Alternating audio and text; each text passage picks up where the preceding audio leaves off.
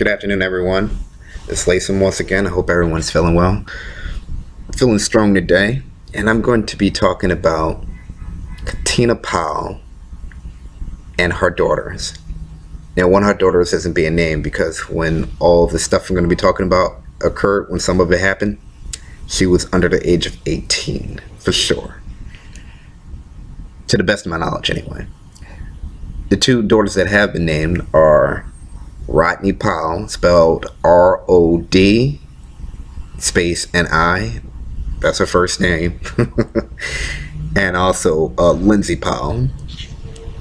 Now, what these women did is beginning around sometime in 2010. They were escorts, and they were having parties with students at Louisville, basketball students and new recruits. And they also, they were stripping, they were dancing, and they also had sex for money. I'm basically saying they were prostitutes. Now, what you're probably thinking is, why haven't they been arrested for prostitution? And the reason why they haven't been arrested for prostitution is because I've done the research, and what the researchers have shown is that prostitution in Kentucky, that's where Louisville is, prostitution in Kentucky is a misdemeanor, and all misdemeanors have a statute of limitations of 1 year, and the age of consent in Kentucky is 16 years. The person only has to be 16 years to have sex with somebody. But there's like a clause in that rule where if you're 16 but you're having sex with somebody who is 21 and they're in a position of authority or trust over you, like a teacher, a coach, a mom, then that doesn't count. And in that case you would have to be 18. But they were having sex with random guys and basketball players who obviously weren't in any of those positions. And what Katina Powell did is she kept a record, she kept a book, a journal, notes, all stuff to prove her story one day. Now, since this book was all done, since these notes were taken a long time ago, and she kept these notes, and in her own statements, I'll provide links for you to see this. And in her own statement, she says, I kept these all so one day people would know I was telling the truth, and they wouldn't be able to say, hey, she's lying. Maybe not in those exact words, but she pretty much said all that crap. I kind of think that, this was all about, well, she already admitted it, that it was all about money. And she was always planning to do this. She was always planning to either use this information over somebody's head or write the book and, of course, make money. Now, when the story broke, I expected to hear, some people talk about this, feminists, for one example, probably a guy like Minister Farrakhan, Mr. Sharpton, Jesse Jackson. But none of these people have said anything like that. Just saying. People from the Black Lives Matter movement, I didn't hear any of that. So I guess it doesn't matter to any of those people. It's just a guess. I'm not saying it doesn't. I'm just saying that's my guess. But let's just call it what it is.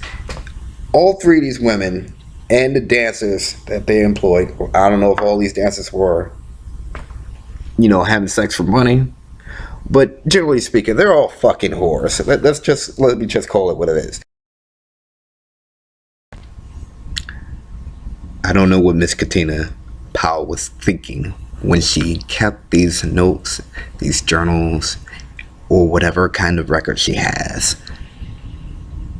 But my guess is that she always intended to use them one day to get money, either by writing a book the way she has done, or by leveraging money away from the parties who could lose their positions, their jobs, if such information was made public. But now that has happened, we have a man out of his job. That man's name is Andre McGee. Now, Rick Pitino, or however you pronounce his name, well, he looks like he's safe for now, but you never know. But Andre McGee is out of a job, and I don't think anybody's going to care about him. He's just finished. I don't know what his next deal going to be, but, well, I hope it all works out for him. Now, as far as these whores, I'm pretty sure they're going to get money. I'm sure they've got money already, but they're going to get a little bit more money. She might get to be on that level with a Superhead, where your whole thing is being a whore and writing books about being a whore. Maybe not. Now, for anybody who's thinking about hiring whores for your fraternity or any college recruits, anything to do with college, you should take good notes and remember this story with Katina Powell and her daughters. But you also should take some time to think back to the Duke lacrosse team with that whore named Crystal Mangum. And, well, they didn't even pay for sex, or they didn't even have sex with her. And, well, you know, the false rape story, all that stuff. You guys should be well versed in that.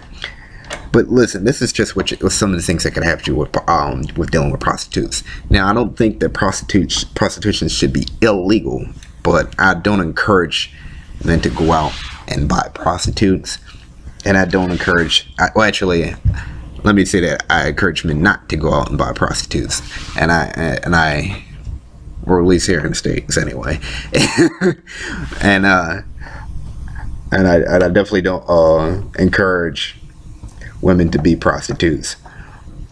But my guess is nothing's going to happen to these women. They're going to get off scot-free. Men are going to lose their jobs, and that's just going to be the end of it. And everybody's going to get back and be like, well, shit.